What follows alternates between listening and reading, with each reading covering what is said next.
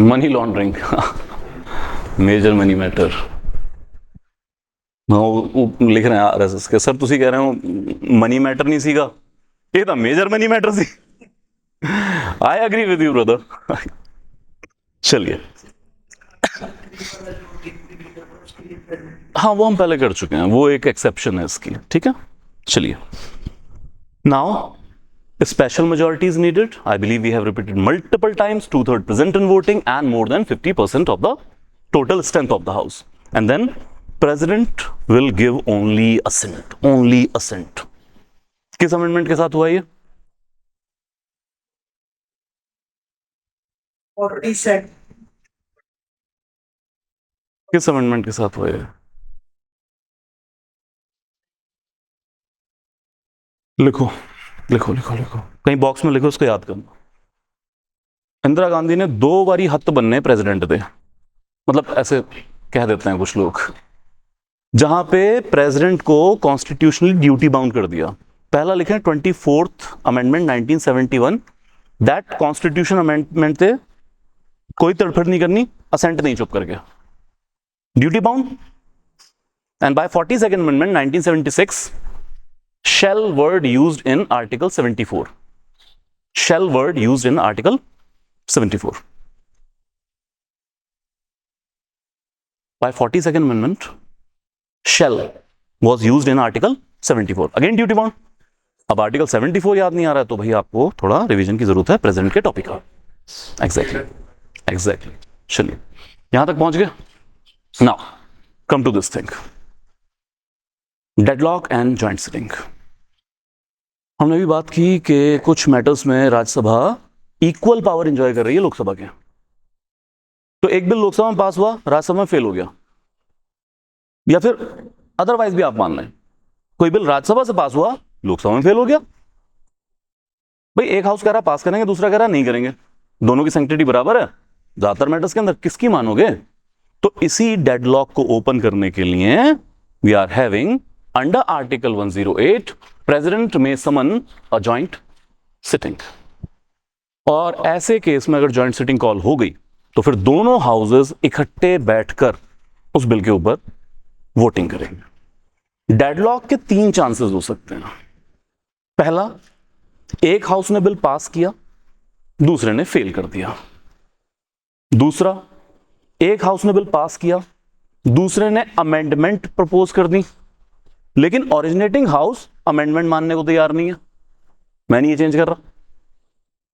तीसरा है presume deadlock, एक बिल एक हाउस से पास हुआ, दूसरे में गया 6 महीने तक उसके ऊपर कोई फाइनल डिसीजन नहीं आया, तो इसको क्या कहेंगे?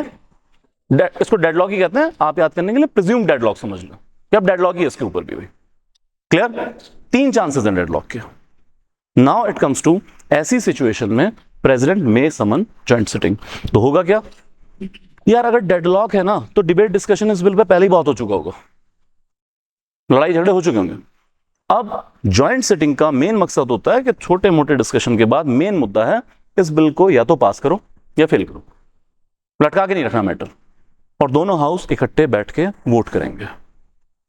अब ये बताओ कौन कौन सा बिल आ सकता है जॉइंट सिटिंग में? मनी बिल आ सकता है जॉइंट सिटिंग में। हाँ भाई पीछे, money bill pay joint sitting हो सकती है? क्यों नहीं हो सकती?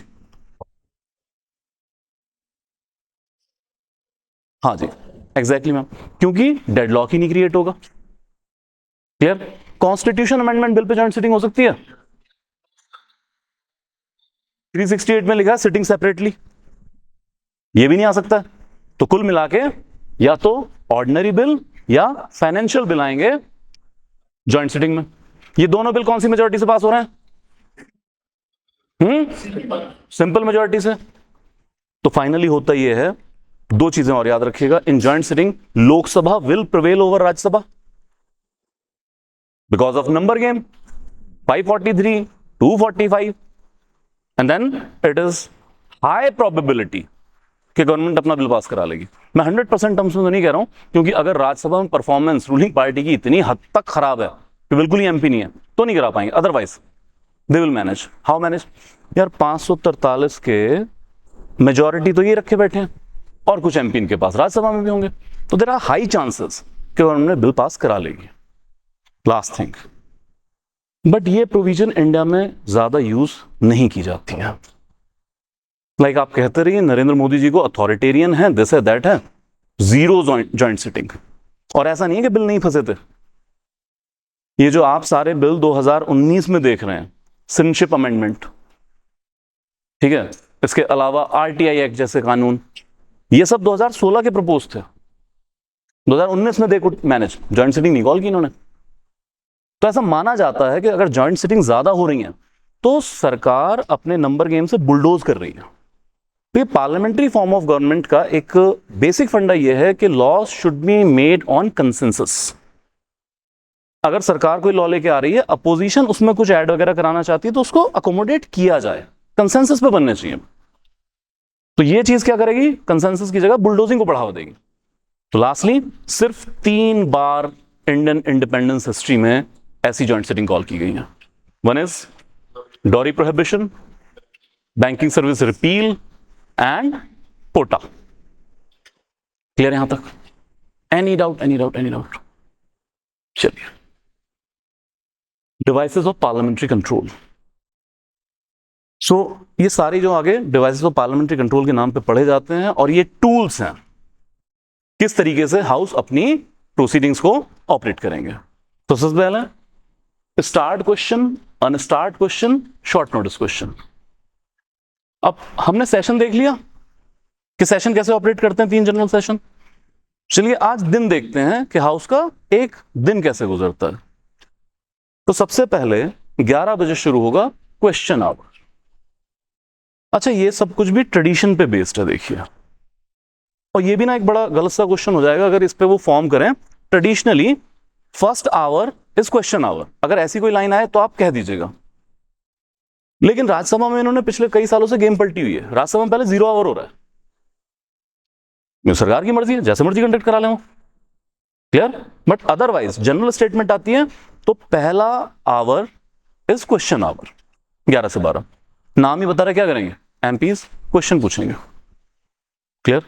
3 तरह के क्वेश्चंस जिसपे मल्टीपल बार क्वेश्चन हमें पूछे गए हैं, स्टार्ट, अनस्टार्ट, शॉर्ट नोटिस।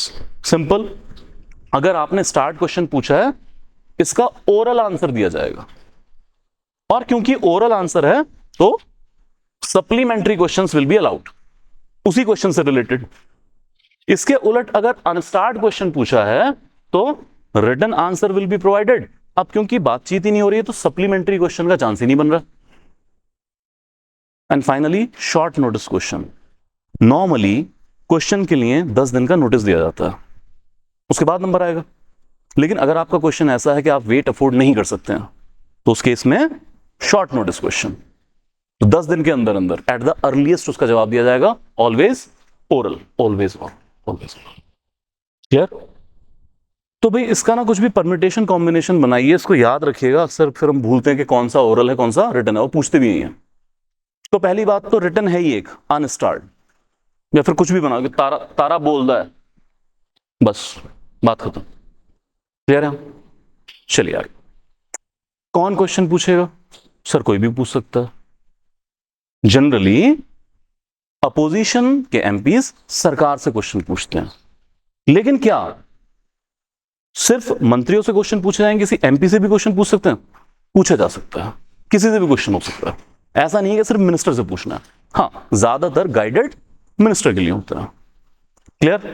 तो इसलिए कहा जाता है question our is the finest hour of parliamentary democracy, जहां आप अपने मिनिस्टर्स को बुला के हाउस में अकाउंटेबल ऑफिशियली कर रहे हैं कि होम मिनिस्टर साहब हो जाओ खड़े, बताओ law and order, crime against women क्या चल रहा है।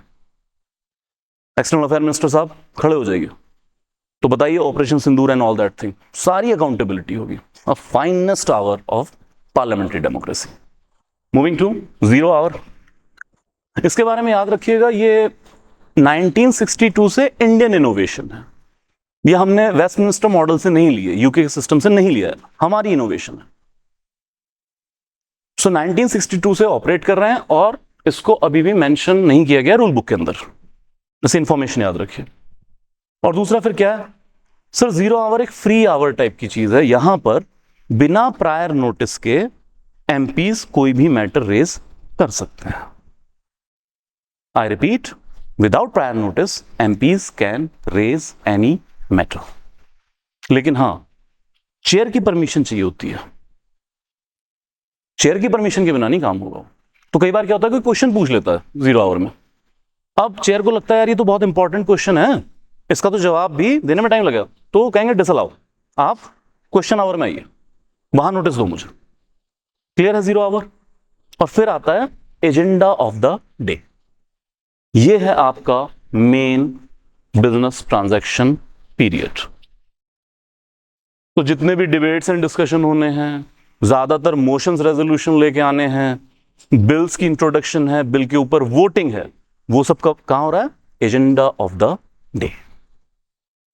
क्लियर यहां तक? और एंड होने का कोई टाइम नहीं है। तो फिर 11 बजे शुरू होने का टाइम जरूर रखा हुआ, एंड जब भी हाउस एडजॉर्न हो जाए। तो आप देखें कई बार मिडनाइट तक सेशंस चलते रहेंगे। क्लियर यहां तक?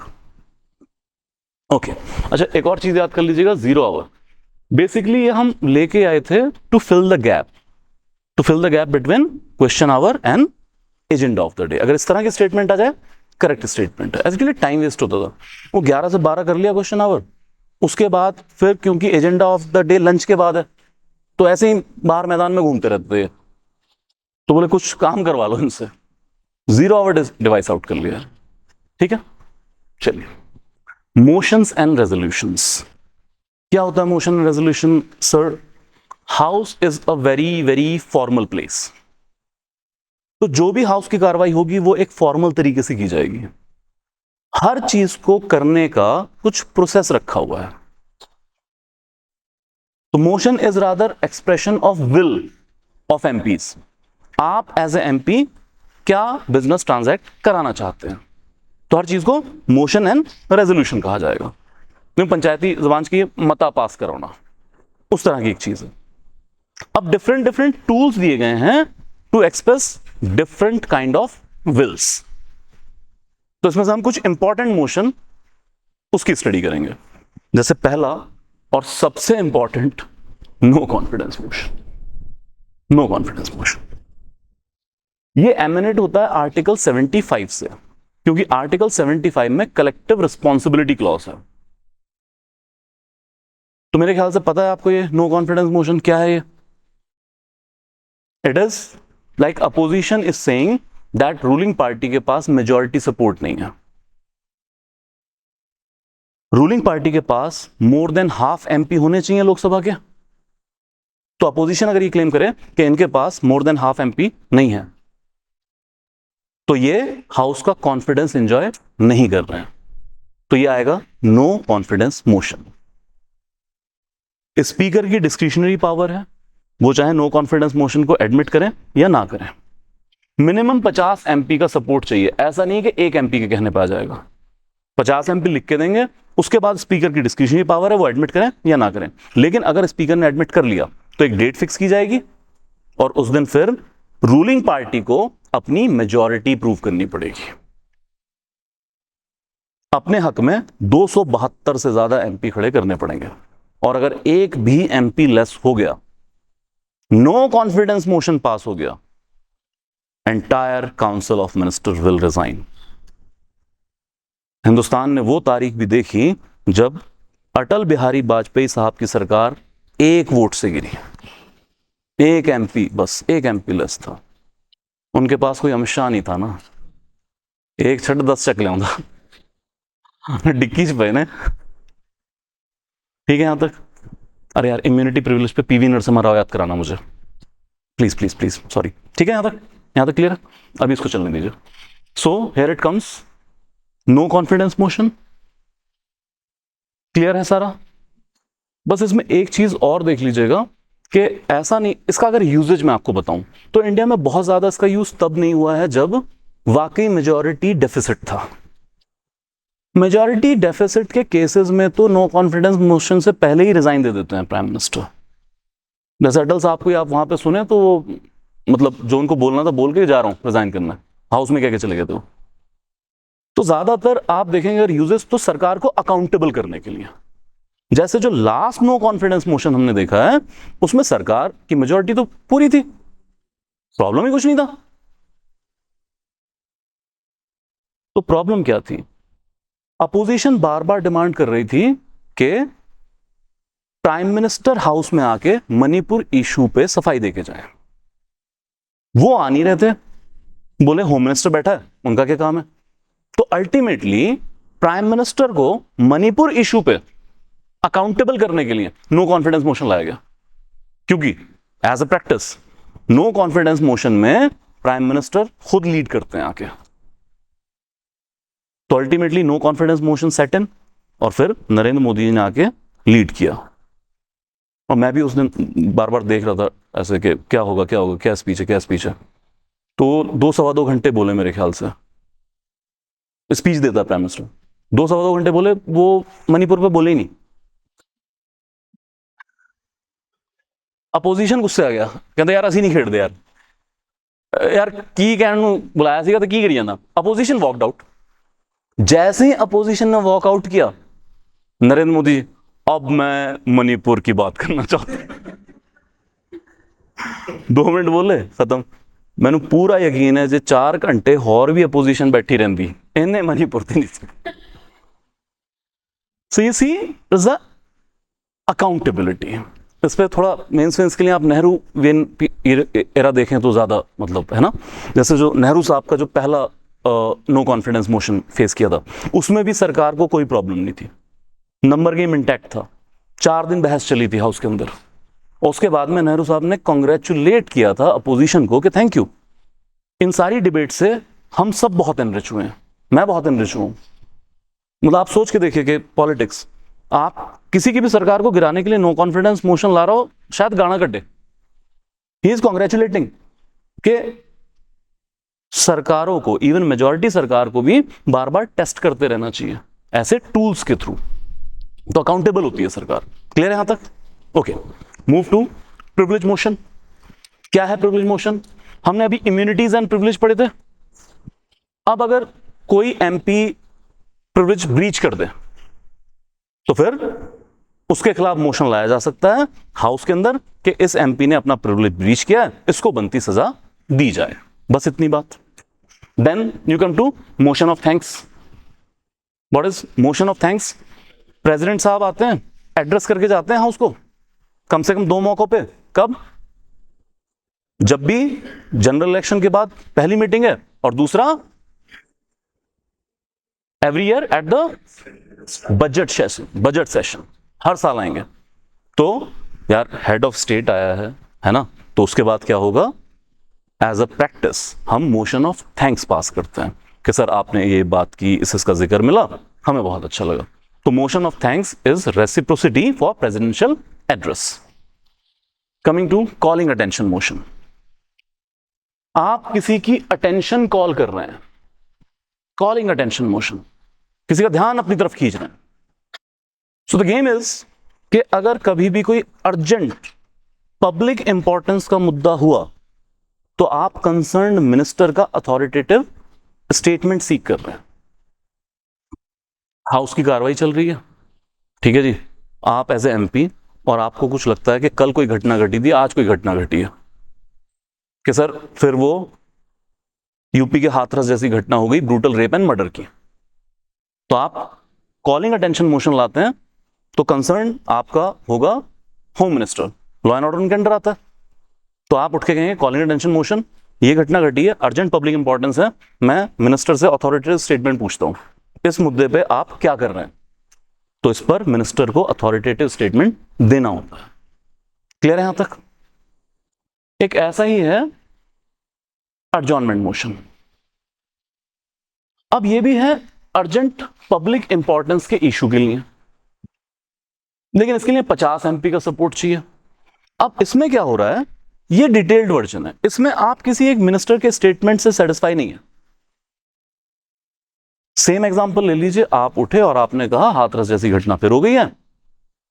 अब मैं ये चाहता या चाहती हूं कि ऑनगोइंग कार्रवाई बंद की जाए, हाउस अब एडजॉर्न किया जाए और जो भी इंपॉर्टेंट घटना घटी है उसके ऊपर पूरा हाउस डिबेट एंड डिस्कशन करेगा। सिर्फ मिनिस्टर का स्टेटमेंट नहीं चाहिए आपको, इट इज डिटेल्ड। तो अगर एडजॉर्नमेंट मोशन पास हुआ, मिनिमम 2.5 घंटे के लिए हाउस विल बी एडजॉर्न्ड, ये मिनिमम है। और फिर इसके दौरान जिस मैटर पर आप एडजॉर्नमेंट मोशन लेके आए उसी मैटर के ऊपर debate and discussion will go on. Any doubt, any doubt, any doubt? ठीक है। अच्छा भाई, इसमें से प्लीज थोड़ा टिट्स बिट्स याद करते चलिएगा। और इस तरह की स्टेटमेंट्स आती हैं जैसे adjournment motion can be moved only in Lok Sabha, ये टूल राज्यसभा के लिए नहीं है। ठीक है, 2.5 घंटे हो गए, 50 MP हो गए, या जैसे मैंने बोला था, कोई मुझसे पूछ रहा था कि सर इसका मैटर क्या क्लास के बाद, तो मैंने कहीं शुरुआत में मेरे मुंह से निकला था कि entire 17 Lok Sabha no adjournment motion been passed, 0 adjournment motion, कोई पास नहीं हुआ। 17 लोकसभा 1924 क्लियर। जैसे ये इंडियन इनोवेशन सिंस 1954। तो 2 चीजें तो इंडियन इनोवेशन के तौर पे याद रखिए। एक कॉलिंग अटेंशन मोशन हमने खुद इनोवेट किया, 1954 में इनोवेट किया।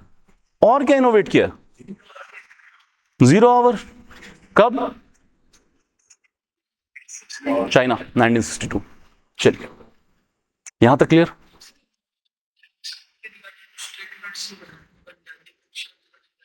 गवर्नमेंट फॉल करेगी या नहीं करेगी, वो कंफ्यूजन लिखा हुआ है, वो नहीं करेगी, नहीं करेगी, क्योंकि अमेंडमेंट होके भी तो ये पास हुआ ही हुआ है, वो डायरेक्ट ऐसा इंप्लीकेशन नहीं है। बट क्योंकि किताबों में लिख दिया it is seen as defeat of the government, अगर मोशन ऑफ थैंक्स पास नहीं करा पा रहे हैं तो एक डिफीट के तौर पे देखा जाता है कि यार तुम मोशन ऑफ थैंक्स ही नहीं पास करा पाए। Getting my point? तभी साल 2016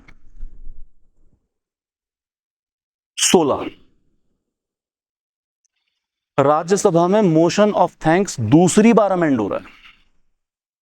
नरेंद्र मोदी सरकार जैसे आई, पहले बजटरी स्पीच का मोशन ऑफ थैंक्स राज्यसभा में अमेंड होकर पास हुआ, और अगले साल फिर राज्यसभा में कांग्रेस अमेंडमेंट पड़ गई। इस बार prime minister in person Rajya Sabha गए थे और रिक्वेस्ट की थी यार it is not good president. यहां तक कहा था कि यार अगर मेरी इज्जत नहीं, कोई बात नहीं, प्रेसिडेंट के ओहदे की इज्जत करो, अमेंड मत करो, ये अच्छा प्रेसिडेंट नहीं है। बट राज्यसभा ने उस साल भी अमेंड करके पास किया था।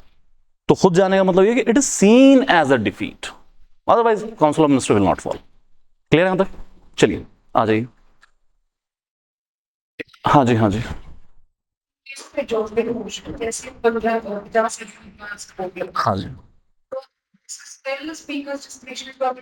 हाँ जी, हाँ जी, हाँ जी, बिल्कुल बिल्कुल बिल्कुल, उनकी परमिशन के बिना स्पीकर्स डिस्ट्रिक्ट। इसमें इतना है ही नहीं डिटेल के अंदर, ओरल सपोर्ट से भी चल सकता है, बट सब कुछ reduce in writing at the end of day हो गई होगा। यार एक चीज पे आइए, 2 चीजें लिखी हैं यहाँ पर, ये ना स्टेटमेंट बड़ी अच्छी है, अगर इस पे क्वेश्चन बने तो स्टेटमेंट डालना चाहिए। कहाँ गई इम्यूनिटीज? अरे यार पिछले इम्यूनिटीज एंड प्रिविलेज किया हुआ है आपने, कुछ लिख भी रहे हो कहीं? जाओ उस जगह जल्दी जल्दी। तो freedom of speech and expression लिखा आपने? ओके यार, इस पे आइए। एक PV Narasimha Rao versus state case हुआ था। उस केस में कोर्ट ने हाउस के अंदर किसी भी एक्शन को लेकर कंप्लीट इम्यूनिटी दे दी थी। तो उस केस में यह हुआ था कि even act of bribery, even the act of bribery in the house, उसको भी बाहर हम प्रोसिक्यूट नहीं कर सकते हैं। मैं कहना यह चाहता हूं कि अगर कोई रिश्वत ले रहा है एट सम अदर प्लेस तो प्रिवेंशन ऑफ करप्शन एक्ट के अंदर पर्चा दर्ज होगा, लेकिन अगर हाउस के अंदर आप रिश्वत ले रहे हो तो इम्यूनिटी दे दी कि बोले क्योंकि वो freedom of speech and expression है, and this taking money expression conduct है ना, तो बोले क्योंकि इम्यूनिटी है तो इस एक्ट को भी इम्यूनिटी होगी। और दिस वाज लाइक, मतलब फिर MP क्या करा करे कि रिश्वत लेने के लिए लोकसभा जाया करे कि यार घर पे लूंगा तो पर्चा होगा, लोकसभा लूंगा नहीं होगा। Getting my point? तो ये बड़ा गलत जजमेंट था। Recently in Sita Soren case, और ये 2024 की जजमेंट है, सीता सोरेन केस में ये ओवररूल हो गया है। अब सुप्रीम कोर्ट ने कहा है that act of bribery will not be protected under freedom of speech and expression. तो आपकी वैसे आपको इम्यूनिटी दे रहे हैं, लेकिन एक्ट ऑफ ब्राइबरी जैसे उस पर हम पर्चा दर्ज कर देंगे बाहर। तो भाई अगर कोई एमपी अब इस तरह से एक्सप्रेशन का फायदा उठाएगा, बाहर पर्चा दर्ज होगा पीसी एक्ट के अंदर। क्लियर? ये केस ब्राइबरी से जुड़ा हुआ है sir, act of bribery.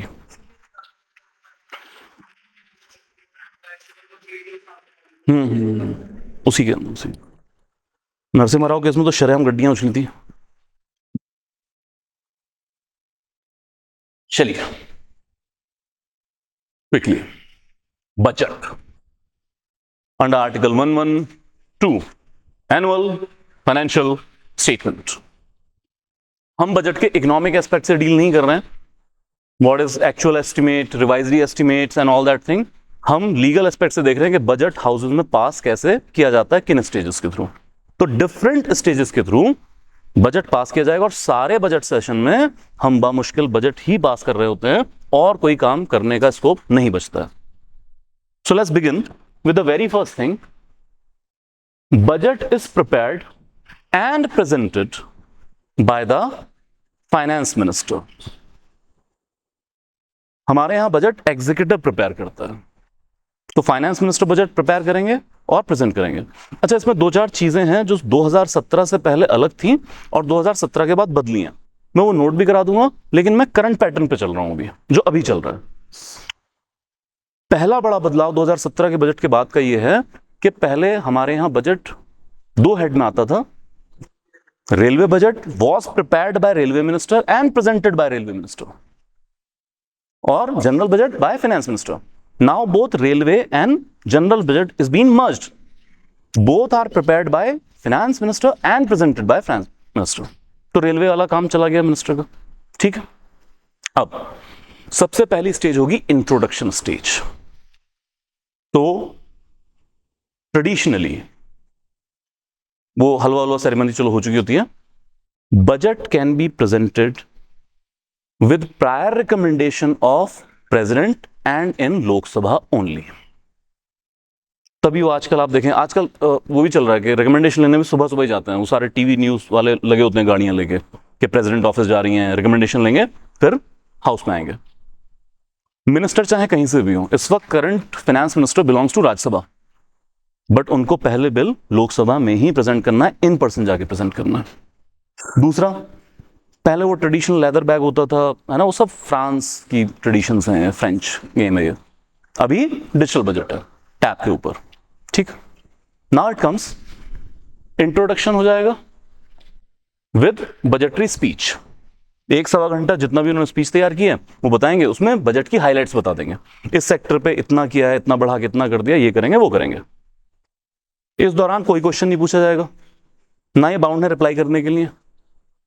Budget को ये इंट्रोड्यूस करेंगे फाइनली, और जैसे ही बजट का इंट्रोडक्शन खत्म होगा, अभी तो फाइनेंस मिनिस्टर ने अपनी सीट भी वापस नहीं उस पर बैठे होते हैं, हाउस इज एडजॉर्न्ड, साथ के साथ 3-4 दिन के लिए हाउस एडजॉर्न हो जाएगा।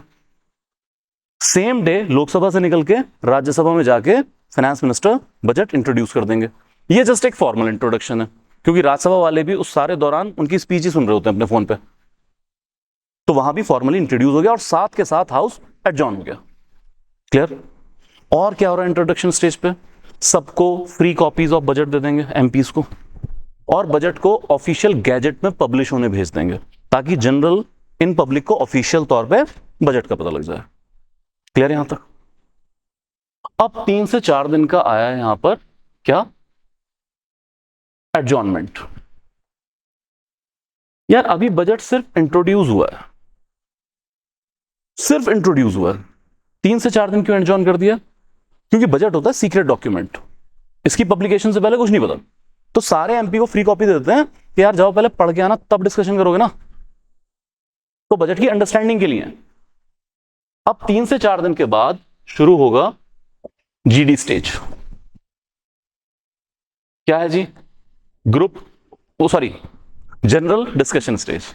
जनरल डिस्कशन स्टेज, तो अब बजट को जनरली डिस्कस किया जाएगा।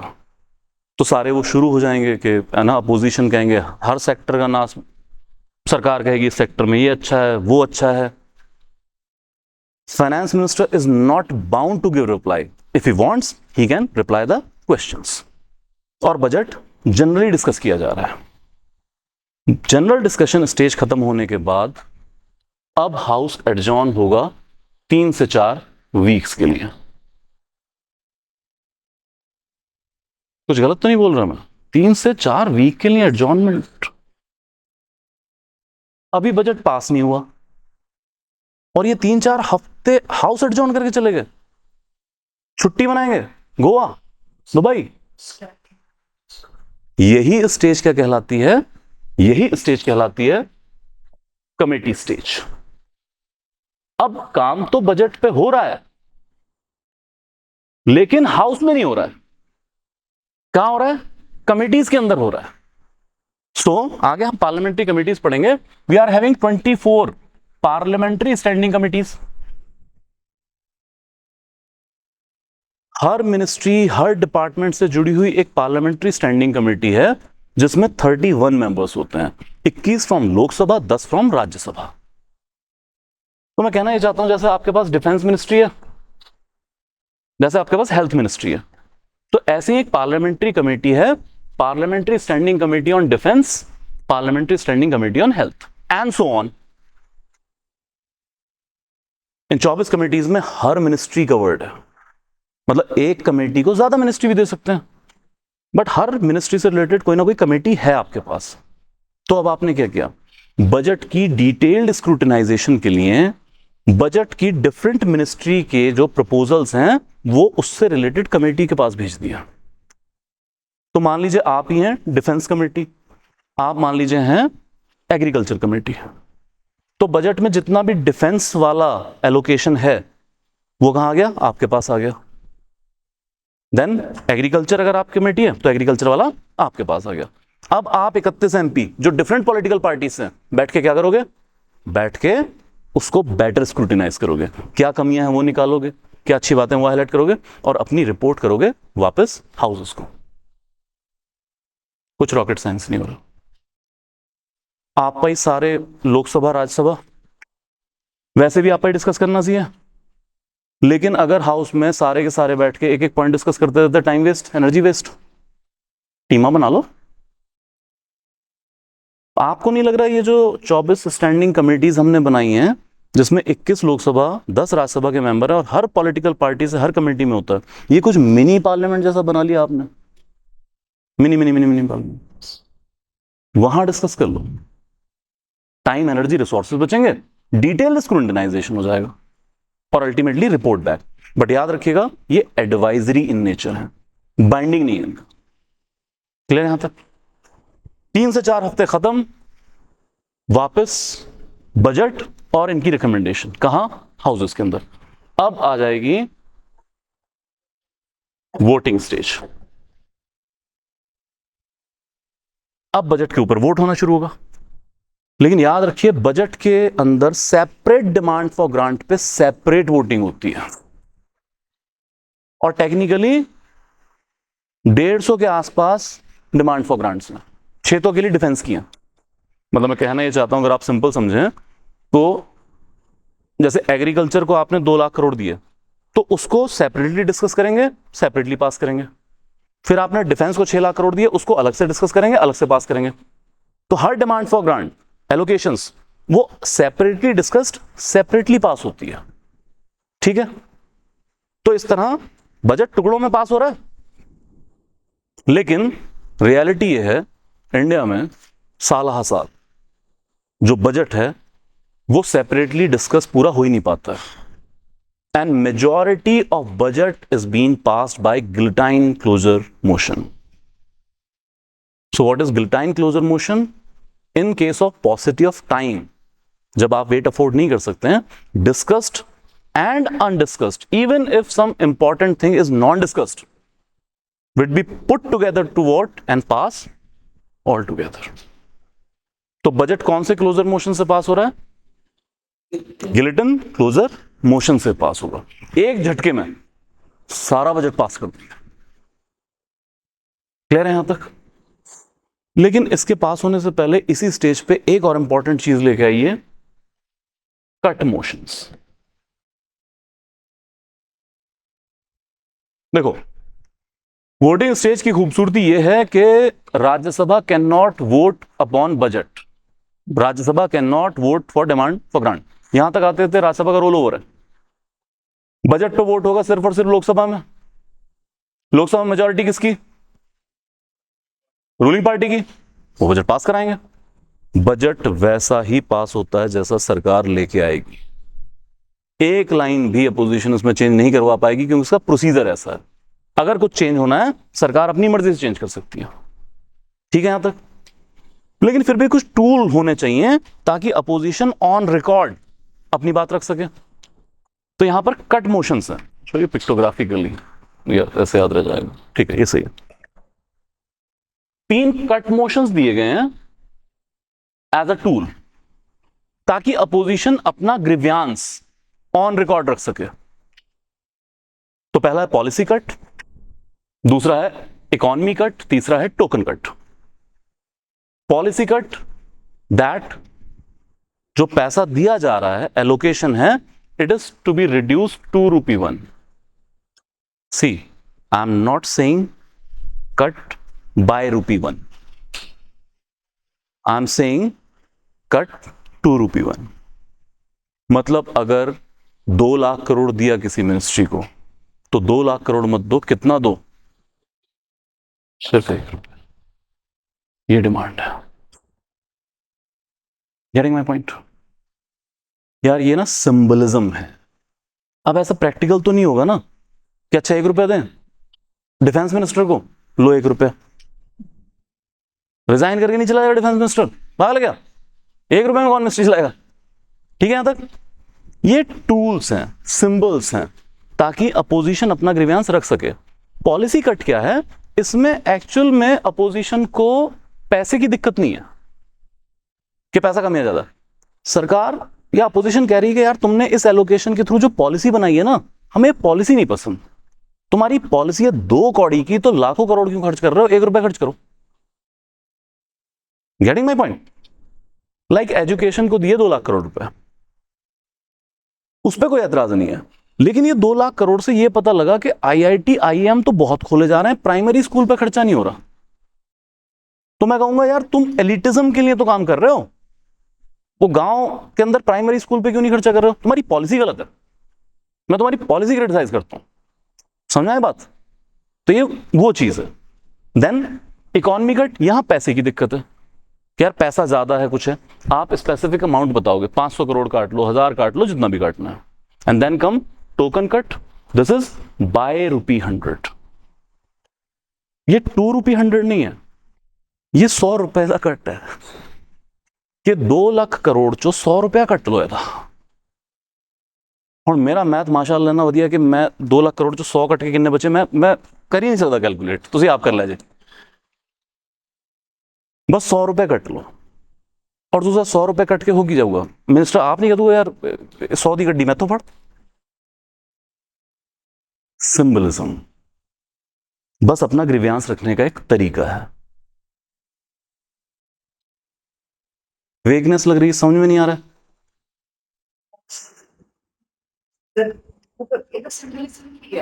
ओके, यहां क्या है? पॉलिसी क्रिटिसाइज हो रही है, यहां स्पेसिफिक पैसे की प्रॉब्लम है। यहां पर सरकार, ऑपोजिशन कहती है कि government has failed to perform this duty, कि सरकार अपनी ड्यूटी परफॉर्म करने से फेल हो गई है। जब मैं इस तरीके नाल क्रिटिसाइज करा सरकार ने, तो फिर मैं उसका सिंबल क्या बना रखा है? Token cut. क्लियर यहां तक? तो ये सिर्फ टूल्स हैं, सिंबल्स हैं, जिससे अपना अपोजिशन अपना ग्रीवियांस रख सके, वो बाद में फ्यूचर में क्लेम कर सके कि हमने तब इसको लेके इसके खिलाफ आवाज उठाई थी। यार आप समझे सिंबलिज्म का इंपॉर्टेंस सोसाइटी, लाइफ, पॉलिटी, उन सब में। लाइक तो आप देखते हैं जब कोई प्रेमी किसी अपनी प्रेमिका से अथाह प्यार करता है, तो उसको दर्शाने के लिए वो कहेगा कि मैं तुम्हारे लिए चांद तारे तोड़ लाऊंगा। कोई लाया आज तक? क्या चांद तारे तोड़ के लाए जा सकते हैं? जशन सर से पूछा है कभी आपने? क्या है सिंबलिज्म? ये सिंबलिज्म समझ में आ रहा है तुम्हें? इस पे गुस्सा है तुम्हें? That's it, tools. क्लियर है यहां तक? चलिए, या इनकॉर्पोरेट इन द बजट।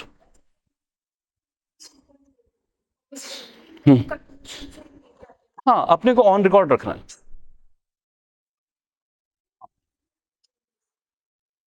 अगर कट मोशन पास हो गया, याद रखिए, भाड़ में गया budget, council of minister will fall, सरकार गिरेगी। Getting my point?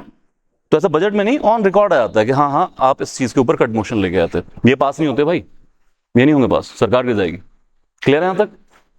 चलिए, वोटिंग हो गया, सारे बजट के ऊपर वोट हो चुका है, लेकिन टेक्निकली अभी बजट पास नहीं है, अब दो बिल और पास किए जाएंगे।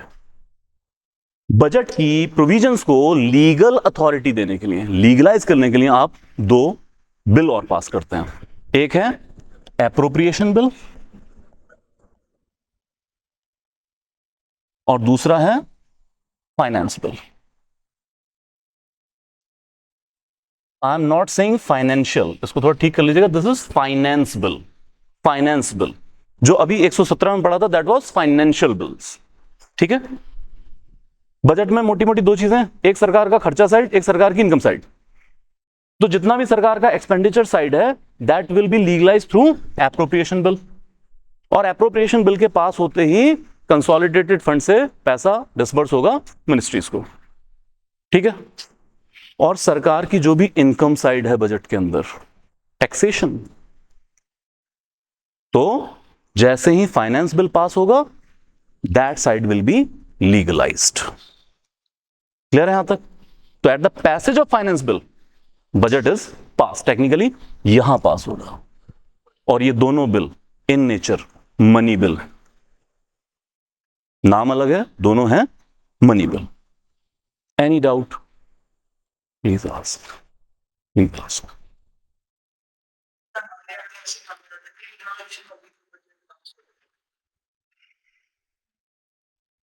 क्योंकि एंड में होना भी वही है, और दूसरा ऐसे लोगों को अवेयरनेस नहीं है ना, मीडिया भी तभी तक हंगामा कर रहा होता 4-5 दिन, हाँ उसके बाद कहां वो कुछ रिपोर्ट करे ना कि पार्लियामेंट्री कमेटीज ने क्या रिकमेंडेशंस दिए हैं, कितने कट मोशंस आए हैं, तब बात ही नहीं हो रही होती है। तो आप ये देखें कि ये तो बहुत लंबा चलने वाला, इट्स लाइक आप कोई 28 जनवरी को ये बजट प्रेजेंट कर रहे हैं, आप ये जाके अगर कैलकुलेट करेंगे टोटल होते होते ये आपको 28-27 मार्च के आसपास जाके पास मिलेगा। तो ऑलमोस्ट एंटायर बजट सेशन यही सब कुछ चल रहा होता है। क्लियर है यहां तक? Any doubt? Any doubt? Crystal clarity? चलिए,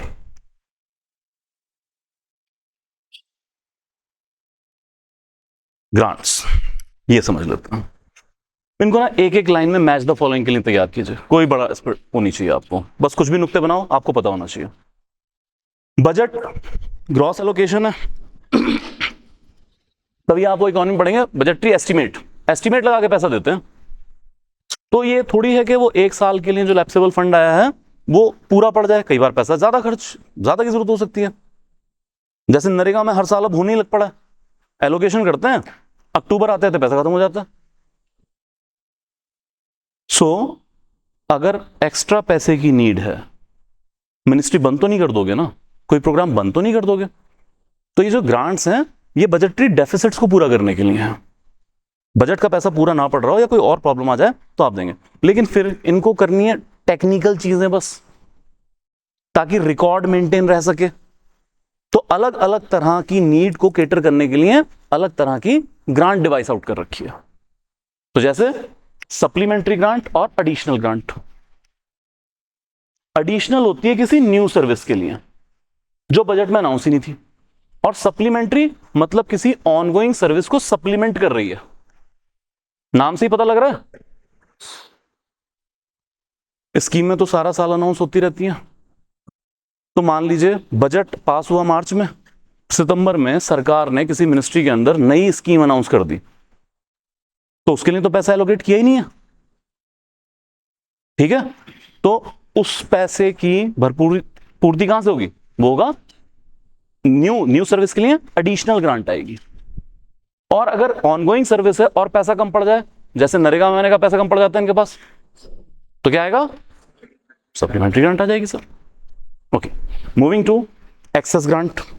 ये खुद ही कह रहा है एक्सेस हो गया कुछ, तो अगर money spent in excess of the amount granted, तो फिर आप क्या करेंगे? आप एक्सेस ग्रांट दे देंगे। लेकिन इसकी स्क्रूटनी ज्यादा है, फिर इसको पब्लिक अकाउंट्स कमेटी से अप्रूव कराना पड़ता है। क्लियर? वोट फॉर क्रेडिट, ये क्या है sir? Unexpected demand upon resource of India. इसी को कहा जाता है ब्लैंक चेक। अनएक्सपेक्टेड डिमांड आ गई है गवर्नमेंट ऑफ इंडिया के रिसोर्सेस के ऊपर। सपोज वॉर ही लग गई, तो ये थोड़ी कहोगे कि यार पैसे तो है नहीं, पैसे तो है नहीं। और वॉर के लिए हर साल बजट की एलोकेशन तो नहीं करते ना, यूएस थोड़ी है उनके इस साल इससे लड़ेंगे, उस साल उससे लड़ेंगे, ठीक है। सो सर क्या करेंगे? मिनिस्टर कह देंगे पैसा उठा यार, जितना चाहिए चक, बाद हिसाब किताब कर लेंगे। This is vote of credit. Exceptional grant, कोई क्लैरिटी नहीं है, बस क्या स्पेशल पर्पज नहीं, किसी भी स्पेशल पर्पज नहीं, आप क्या कर देंगे? एक्सेप्शनल ग्रांट दे देंगे। एंड लास्ट, एक ऐसी ग्रांट जिसमें कोई नया पैसा इश्यू ही नहीं हो रहा है, न्यू मनी नहीं दी जा रही है, तभी इसका नाम है टोकन, टोकन ग्रांट। तो ये क्या है समझिए। मिनिस्ट्री को जब बजटरी एलोकेशन आती है, तो मैंने पहले भी कहा मेजर एंड माइनर हेड्स हैं। जैसे सैलरी अकाउंट का पैसा अलग पड़ा होगा, इतने पैसे सैलरी के लिए हैं, इतने पैसे पेंशन के लिए हैं, इतने पैसे सपोज वंदे भारत के लिए हैं, एंड सो ऑन। तो अब अगर कहीं ये हो जाए कि मिनिस्ट्री को ये पता चले कि उनके एक हेड में पैसा कम है और किसी और हेड में पैसा ज्यादा पड़ा है, तो वो नया पैसा नहीं मांगते, वो रीएप्रोप्रिएशन की परमिशन मांग रहे हैं कि हम एक हेड का पैसा दूसरे हेड में यूज करेंगे, हमें परमिट कर दीजिए। तो एक रुपए का टोकन ग्रांट इशू किया जाता है। 1 रुपया अगेन सिंबल है। क्लियर है यहां तक? ओके, इसको कवर कर लेते हैं। पॉइंट्स, कुछ टर्म्स काफी देर से यूज कर रहे थे, आप पूछ भी रहे थे, तो उसको कवर करके ब्रेक लेंगे। आ जाइए। इंडिया के पास 3 फंड हैं जहां पे वो अपने रिसोर्सेस को मैनेज करने का काम करते हैं। अरे यार कुछ क्वेश्चन रह गए, एक मिनट सर। एप्रोप्रिएशन बिल में वो पैसे खर्च कर सकते हैं, फाइनेंस बिल से क्या होगा? ओके, जैसे फाइनेंस बिल से बेसिकली टैक्स, जो भी सरकार की इनकम साइड है, सरकार की इनकम साइड बजट में मेनली टैक्सेशन, वो लीगलाइज हो जाएगी, तो आप नए टैक्स रेट्स इंप्लीमेंट कर सकते हैं। क्या? ओके, आ जाइए। Consolidated fund of India. 3 तरह के फंड हैं। अब सरकार को यार सिंपल है कि अलग अलग रिसोर्सेज से पैसा आ रहा है, तो उसको मैनेज करना है, तो एक बनाया है consolidated fund of India, CFI। This is the largest and the regular fund. ठीक है, इसमें कौन कौन सा पैसा आएगा? So all the money in form of tax collected, loans raised, income received. Tax collected, loans raised, income received, ये पैसा कहां आएगा? कंसोलिडेटेड फंड ऑफ इंडिया के अंदर आएगा। मतलब tax and non tax receipts जो आ रही हैं, इनकम, मान लो रेलवे कुछ इनकम करके दे रहा है उसको, ठीक है, आप सोचो IB ministry, information and broadcasting ministry, जब स्पेक्ट्रम एलोकेशन करती तो लाखों करोड़ एक झटके में आते हैं। Clear? So tax collected, loans raised, income received, सारा दा सारा मिलके बनाऊंगा consolidated fund of India. Then it comes to placed at the disposal of parliament. तो इससे पैसा निकालने के लिए आपको पार्लियामेंट्री सैंक्शन चाहिए, आपको बिल पास करना पड़ेगा सर, और वो मनी बिल होगा। मनी बिल में आप रेफरेंस देख चुके हैं। देन इट कम्स टू 2 तरह के खर्चे हैं इससे, एक है चार्ज एक्सपेंडिचर, एक है नॉन चार्ज एक्सपेंडिचर। तो फर्क इसका सिर्फ इतना कि charge expenditure can be only discussed in the house of parliament, it can not be voted upon, उस पर वोटिंग नहीं होगी। इसका मतलब वो खर्चा होना है, होगा ही होगा। फॉर एग्जाम्पल जो भी लोन लेता है इंडिया, तो इसकी कुछ ना कुछ ईएमआई जाती होगी, क्या बोलते हैं उसको, ईएमआई क्या यार, इंटरेस्ट पेमेंट। जितना भी आपने लोन लिया है उसका कुछ ना कुछ इंटरेस्ट पेमेंट कर रहे हैं, ये चार्ज एक्सपेंडिचर है। किसी भी सूरत में रुकना नहीं चाहिए, अदरवाइज इंटरनेशनल बेइज्जती होगी। कल को यहाँ वोटिंग वोटिंग के चक्कर में फंस गया और कुछ ऊंच नीच होगी सरकार के साथ, ये होने ही होने हैं खर्चे। तो charge expenditure can only be discussed, can not be voted upon. Non charge expenditure can be discussed, voted upon. याद रह जाएगा। और यही आर्टिकल 266 ये कहता है कि all the states will have their consolidated fund. तो पंजाब का जो कंसोलिडेटेड फंड है, tax collected, loans raised, income received. तो जो आम पंजाब के अंदर वर्ड यूज किया जाता है, नहीं ए नहीं, खजाना। तो आपने अक्सर सुना होगा खजाना खजाना, एंड देन सम महान आदमी सेड के जे खजाना खाली है तो फिर ਇਹਦਾ नाम की, ਇਹਦਾ नाम पीपा क्यों नहीं रखते, खजाना का तो कहते जी, है ना। भगवंत मान साहब पहले कहते थे कि एम ही मार देने खजाना खाली है, हुण उन्होंने पता लग गया वाकई खाली। तो ये जो खजाना आप पर्शियन वर्ड यूज करते हैं बेसिकली, क्या रेफरेंस पॉइंट है वो, कंसोलिडेटेड फंड ऑफ स्टेट का ही रेफरेंस पॉइंट है वो। क्लियर यहां तक। तो पंजाब की बोरिंग, पंजाब जैसे बोरिंग के लिए काफी अभी है ना इनफेमस है, तो जितनी भी बोरिंग लेके आएगा उसका पार्ट बनाएंगे, कंसोलिडेटेड फंड ऑफ स्टेट का पार्ट बनेगा वो। क्लियर है यहां तक। नहीं, ये eight the disposal of parliament आप मान के चलो, ये याद रखिए, क्योंकि दूसरे में आपको प्रेसिडेंट याद रखना है, तो कंफ्यूज नहीं होना। ओके, ये बताइए कौन कौन सा पैसा कंसोलिडेटेड फंड में आता है।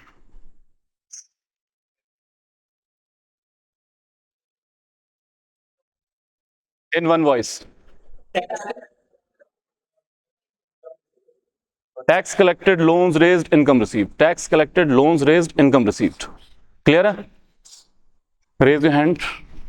आपने थोड़ी देर पहले मनी मैटर पढ़े हैं अंडर आर्टिकल 110। 3 कोर बता दो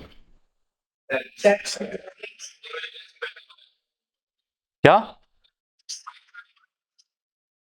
ये टैक्स बोरिंग के बाद गुड गुड गुड। हाँ हाँ मेरे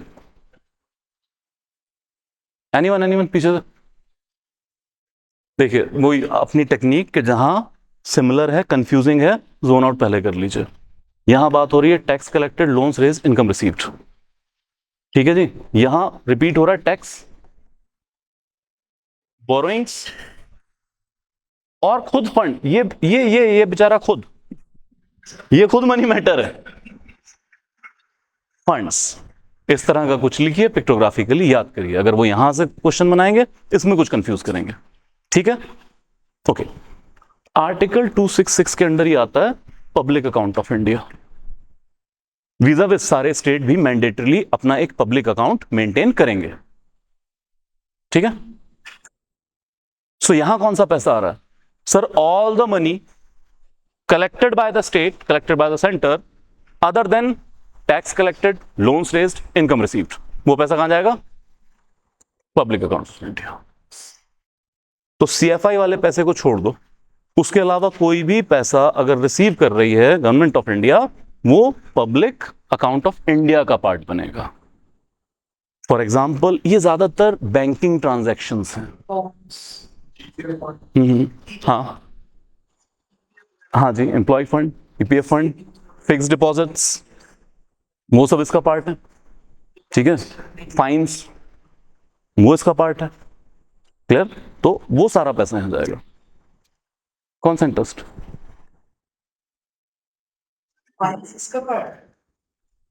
फाइन भी जमा होते हैं इसके अंदर। एक और इंटरेस्टिंग है, मनी ऑफ डिसइन्वेस्टमेंट। डिसइन्वेस्टमेंट, हालांकि आप इकोनॉमी में पढ़ेंगे तो उसके लिए एनआईएफ एक फंड अलग बना रखा है, बट वो खुद पीआई का पार्ट है, पब्लिक अकाउंट ऑफ इंडिया का ही पार्ट है बेसिकली। डिसइन्वेस्टमेंट समझ रहे हैं? जो भी सरकार यार हर साल तो टारगेट लेके आती है कितना डिसइन्वेस्टमेंट कर देंगे, तो उससे जो मनी रिसीव हो रही है, समझ में आ रहा है एग्जांपल? या डिसइन्वेस्टमेंट के थ्रू पब्लिक कंपनीज के अंदर शेयर्स बेच दिए जाते हैं, इनकम आ जाती है। तो ये बताइए जो डिसइन्वेस्टमेंट के जरिए पैसा ले रही है सरकार, ये टैक्स है? नहीं, बोरोइंग है, इनकम है ये। अगर इनकम होगी तो सीएफआई में जाएगी जी, एसेट भी रिड्यूस हो रहे हैं। अगर इनकम है तो फिर तो जाएगी सीएफआई में। रिसिप्ट्स में आता है, इनकम में नहीं आता है, समझें? मैं महीने की पहली तारीख अपने घर जाऊं और उठा के अपनी गाड़ी बेच दूं और फिर कहूं कि मेरी इस महीने की इनकम 10 लाख है, नहीं नहीं, मतलब नहीं करना है ऐसा कि इनकम नहीं है, इनकम नहीं है। अब समझ में आई बात? फिर अगले महीने गया, मैंने कहा दीवार पे ये ऐसी टीवी बिना मतलब टंगा है, चलो 1.5 लाख। घर के बाहर कुत्ता घूम रहा है, वो बेच दिया। तो क्या मैं से घर दे भांडे बेचन नूं इनकम नहीं कहते? तो डिसइन्वेस्टमेंट इनकम नहीं है, that's why it's a part of public account of India. Clear है? यहां तक रह जाएगा याद? और हर स्टेट अपना मैंडेटली एक पब्लिक अकाउंट रखेगा, placed at the disposal of the president. पहला सीएफआई पार्लियामेंट, ये प्रेसिडेंट। आ जाइए आगे, कंटिजेंसी, जरूरत के लिए पैसा बचा के रखना है 267 में, ये है ऑप्शनल और ये कॉन्स्टिट्यूशनल नहीं है, स्टैट्यूटरी है। क्योंकि आर्टिकल 267 में कहा था parliament may by law can create such a fund. So in 1952 Nehru साहब के टाइम पर कंटिजेंसी फंड मिसलेनियस एक्ट 1952 ये बना दिया गया था। इसके थ्रू 50 करोड़ का एक फंड बनाया गया था जिसका कॉर्पस आज 500 करोड़ रुपए है। It is placed at the disposal of the president. पैसा कहां से आता है? सीएफआई वाले 3 पैसे चुन लिए और इसके अलावा जितना भी पैसा आ रहा है वो पीआई में गया। तो उसमें पैसा कहां से आ रहा है? It is repleted from CFI itself. Consolidated fund of India से 500 करोड़ रुपए उठा के अलग रख दिए, बोले इनको छेड़ना मत। क्यों नहीं छेड़ना? जरूरत के वक्त काम आएंगे। कौन सी जरूरत? कुछ भी हो सकती है जरूरत। सुनो, बस एक कंफ्यूजन हटा लेना अगर आपके जहन में है तो। मैं ये नहीं कह रहा हूं कि नेचुरल डिजास्टर से डील करने के लिए पैसा यूज नहीं हो सकता, वहां भी कर सकते हैं, लेकिन please do not confuse it with relief funds. जैसे सीएम रिलीफ फंड, ये होता ना बाढ़ राहत कोष, है ना, अर्थक्वेक रिलीफ फंड, ऐसा कुछ, उससे कंफ्यूज मत कीजिएगा इसको। क्योंकि जो रिलीफ फंड्स हैं वो कॉन्स्टिट्यूशन में कहीं नहीं आते, हमारे फाइनेंशियल सिस्टम में वो कहीं नहीं है। Because relief funds are created in executive capacity and those are repleted with people's and organizations contribution like PM cares। बनाया था ना PM cares एपिडेमिक के दौरान। तो that is not a system of our financial transactions, वो लोगों से, लोगों के कंट्रीब्यूशन से, हम उसकी बात नहीं कर रहे हैं। ये हमने यार पक्का बस यार वही जनरल इंडियन माइंडसेट, थोड़े जे पैसे कितने सांभ के रख लो, जरूरत दे वेले कम आउणगे, बस वही है। कुछ भी, हाँ, गुड गुड गुड, कुछ भी करना पड़ गया, कुछ भी करना पड़ गया, कहीं भी यूज कर लो आप उसको कंटिजेंसी के वक्त। Any doubt? Any doubt?